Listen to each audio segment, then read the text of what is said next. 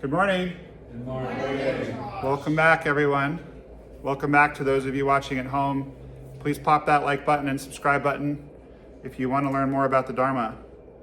And if you don't, then what are you doing watching this? Okay, so I have a presentation for you guys today, which is one of my very favorite teachings. And it did not load, so let me reload it real quick. Okay, here we go. So in Zen, we have this lineage going back to the historical Buddha, and we have Indian patriarchs, and we have Chinese patriarchs, and we have Japanese matriarchs and patriarchs, and American matriarchs and patriarchs. It's just, those are just fancy words for the teachers in our lineage. So what I want to talk about today is a very famous verse from the third Zen patriarch, Seng-san. And essentially what it talks about is, it's the nature of the mind to form opinions, and when we become too precious with our opinions, our life becomes more difficult. So raise your hand if you have no opinion on anything at all. Okay, that's good. That means we're all human, so that's good. Raise your hand if you have noticed that sometimes your opinions cause you problems. Right. Most of you raise your hands. My opinions definitely cause me problems. I have a lot of opinions, mostly about other people, sometimes about myself. What are some ways in which our opinions can get us in trouble? Assumptions. Opinions lead to assumptions, and we all know what assume does. What about preferences? Assumptions, opinions, preferences, wishing something was one way and not the other way. Everyone relate to that as well? All right, well, hopefully this teaching will be helpful. I'm going to read to you the first few lines of this. It's quite long. I had a teacher who spent a whole year teaching this, so I'm not going to torture you guys with it beyond today, but I just want to read the first few lines. The great way, meaning the path of the Zen student, the way of Zen, is not difficult for those who have no preferences. I've also heard it translated, the great way is not difficult for those who are not attached to their preferences. When love and hate are both absent, everything becomes clear and undisguised. Make the smallest distinction, however, and heaven and earth are set infinitely apart. If you wish to see the truth, then hold no opinions for or against anything. To set up what you like against what you dislike is the disease of the mind. When the deep meaning of things is not understood, the mind's essential peace is disturbed. So basically what this is saying is, when we're setting up one thing against the other, I like Mark, I don't like Annika. I want to hang out with Mark, I don't want to hang out with Annika. Mark's my friend, Annika's my enemy, right? I'm setting myself up to not appreciate the essence of things. When love and hate are both absent, everything becomes clear and undisguised. Like the smallest distinction in heaven and earth are set infinitely apart. In other words, we get split in two by our own preferences and opinions. I don't want to hang out with Annika. Why do I have to hang out with her? I want to hang out with Mark. He's my friend. She is not my friend, right? So if I don't have a preference or an opinion, and if I go, well, I haven't gotten along with Annika in the past, but maybe today I will. If I have an open mind, I might have a different experience. That's what it means when it says, when the deep meaning of things is not understood, the mind's essential peace is disturbed to no avail. And as we've discussed many times, the essential nature of things is impermanence. So I think I don't like someone, but how do I really know? Because they might have changed since I last spent time with them. We had dinner last night with my mother-in-law, and you know, there's a lot of mother-in-law jokes floating around out there in the world. Maybe you all have heard some of them. Do you guys want to hear a mother-in-law joke? Sure. I'm just going to tell this to illustrate the point that most people do not like their mother-in-law, but I adore mine. But here's the mother-in-law joke. A guy is driving along with his mother-in-law, and they get in a car accident. And he wakes up in the hospital. He doesn't know what has happened. And the doctor says, well, you were in a car accident with your mother-in-law, but you're going to be just fine. She, on the other hand, it's not good. She's paralyzed from the waist down. She's going to need to move in with you. You're going to need to feed her. She can't use her arms. You're going to need to change her clothes, help her go to the bathroom. She's really not okay. And he says, oh, well, okay, at least she's alive. The doctor says, I'm just fucking with you. She died an hour ago. Isn't that a terrible joke? It's terrible. The other person in the room that has a mother-in-law is chuckling. Right? So, I'm not that way with my mother-in-law. I adore her. However, at the moment, I'm a bit frustrated with her because after having a lovely dinner, she fell in her driveway. And we wanted her to go to the hospital, get an x-ray. She didn't want to go. To make a long story short, she ended up icing it, taking Advil, went to sleep. We went home, didn't sleep real well, constantly checking the phone, worried about her. Went and found her this morning. She was feeling a little better. She was moving around with a walker. Still wanted to go get an x-ray. Now, I find myself getting very frustrated because I need to know, I'm supposed to go out of town on Friday. Is she okay or not? I have work. I have a schedule. I need to know, like, can I go to Red Mountain this morning? Like, what are we doing here? What's going on here? Because as we discussed in the past, one of my core values is I want to be very reliable. I want to show up for you guys in a particular way. I want to show up with other people in my life in a particular way, right? So I have a preference that she go now to get an x-ray so that I know what's going on, right? I have a preference, which means the way is difficult because guess what? I cannot go get a forklift and crash it into my mother-in-law's bedroom and pick up her bed and take her to the hospital to get an x-ray. She has to comply in order to make this possible. But I took a little break from being agitated about it and I meditated. You guys ever notice sometimes when you meditate and something's bothering you, you get a new perspective on it? Isn't that cool? What I realize is the reason that I would prefer she go is because I want the information, but the reason she would prefer not to go is that she's scared. She's about to turn 82. Her husband died a little over a year ago. Her husband had really bad COVID. He couldn't breathe. Paramedics came, took him to the hospital, and he never went home. It took about a month, but he passed away. So her fear is, I'm gonna go to the hospital. They're gonna find I have a broken hip. I'm gonna have to have surgery.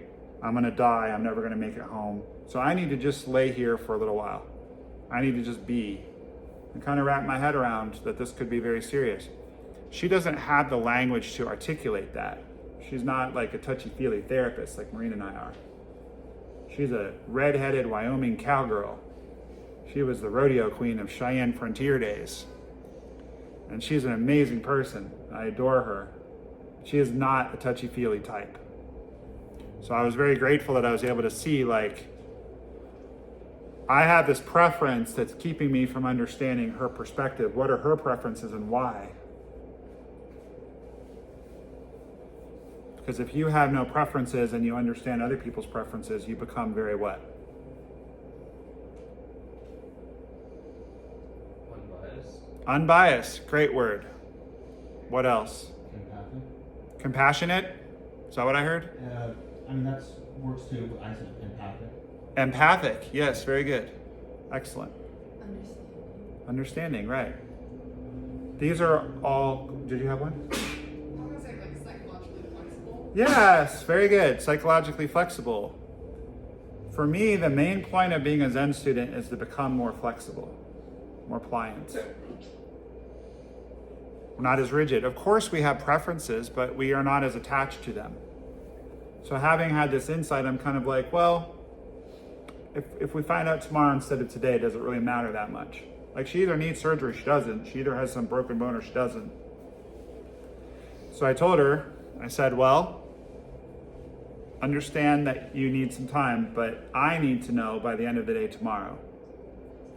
Because this doesn't just affect you, it affects Maureen and I, and we can't make any plans until we know what's going on with you. So do you agree that by the end of the day tomorrow, you'll let us take you for an X-ray? And she said yes. Now, she might try to get out of it, but I'm not going to let her because we have an agreement now. So I can give her space today, and I'm not like, oh, I want you to go get an X-ray, right? To use the example earlier, although I'm quite fond of Mark and Annika, just for the record. If you find yourself in a car with someone you don't like, and you're like, ugh, I hate this. Ugh. They have really bad body odor and they fart a lot and constantly talking about themselves and they remind me of my brother and I hate my brother. You know, the easy solution to that is to start asking the person questions about themselves.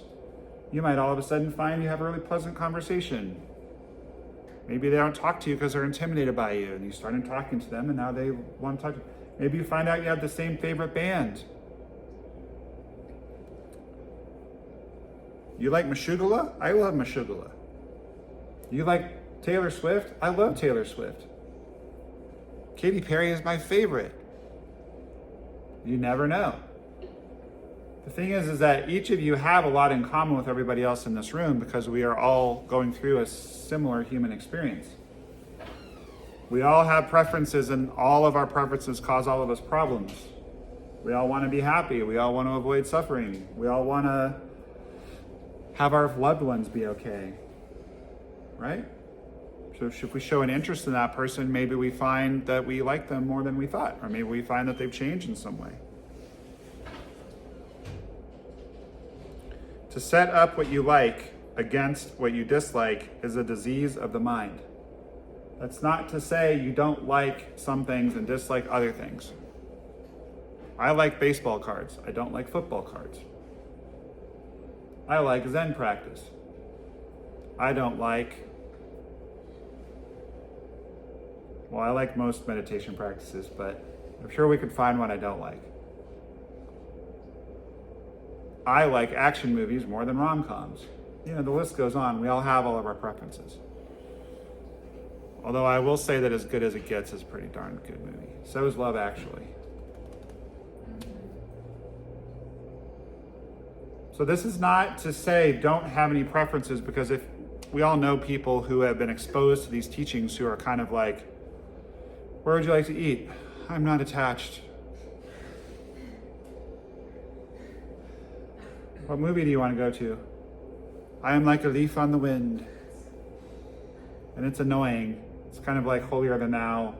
We call that spiritual bypass. It's like you're trying to get around the human experience by being super spiritual. But if you lean into the human experience in a spiritual way, you can actually avoid a lot of the pitfalls. It's just you can't walk around it. You have to go through it.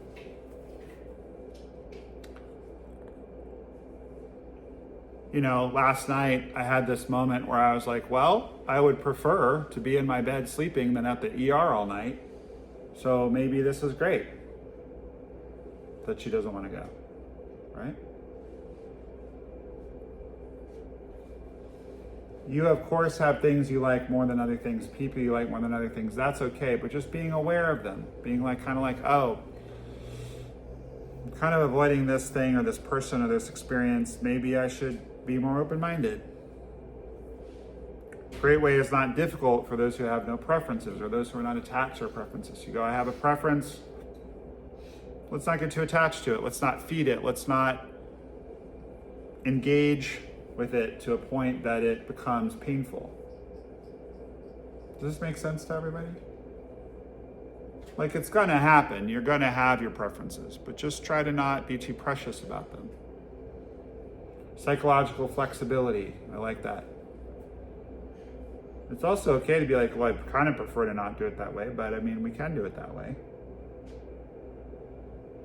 I have a client on the East Coast who I meet with over FaceTime, and he likes for me to come out there and work with him in person, and he has the resources for that. But I was recently out there anyway to visit a family member, and so I did some one-on-one work with him. And then he wanted to do some more work, and I had to let him know, like, I'm going to need to charge you for my travel this time. So I worked up a proposal, and I said, this is about what I think it's going to cost. My preference would be to just do it as a flat fee, so I don't have to keep track of everything. And, you know, kind of the inference there is, if I spend a little more on travel expenses, I'll eat it. If I spend a little less, you know, hassle me about it. But I was like, I said I would prefer to do it as a flat fee, but if you're not comfortable with that, we can discuss it. And he came back and he said, that's fine. Easier for everybody. But what is that? That's expressing a preference, but also having flexibility. So that's kind of, I think, the sweet spot, because I don't want you guys to turn into these Zen robots where you're like, I have no preferences. I will eat this food that I hate. Like, why? Why are you eating food you hate? Why don't you eat food you like? But at the same time, if all that is available is food you hate, maybe you just kind of hold your nose and suck it up and be grateful you have something to eat, right? But the middle path, we talk about this all the time in Zen practice, the middle path. So having the preferences, expressing the preferences, but not being too attached to the preferences. Does anyone have any questions about this? How to apply this to your life?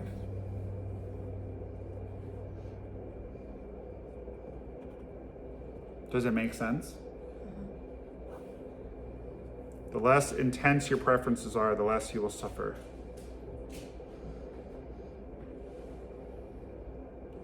I'll just read one last little part of this and then I'll wrap up here. The way is perfect like vast space where nothing is lacking and nothing in excess. It's due to our choosing to accept or reject that we do not see the true nature of things.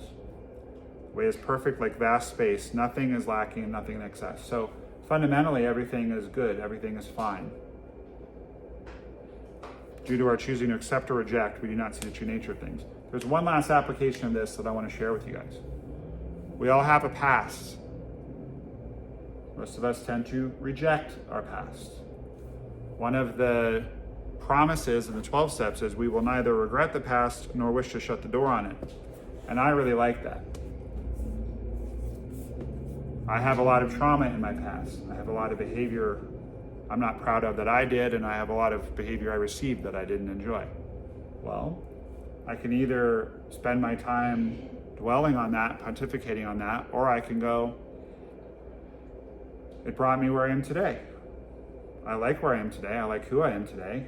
I have no idea how things would be different or better or worse or the same if things hadn't happened as they did. So there's nothing I can do about it. So why not accept it? But we tend to reject. Why did I do that thing? Why did they do that thing? Embrace the totality of it. If you are sitting with it on your cushion, breathing in and breathing out, everything is perfect and complete the way it is. You don't need to change anything. You don't need to judge anything. You don't need to beat yourself up about anything. You can just enjoy the perfection of your life. All right, last chance. No questions, no comments?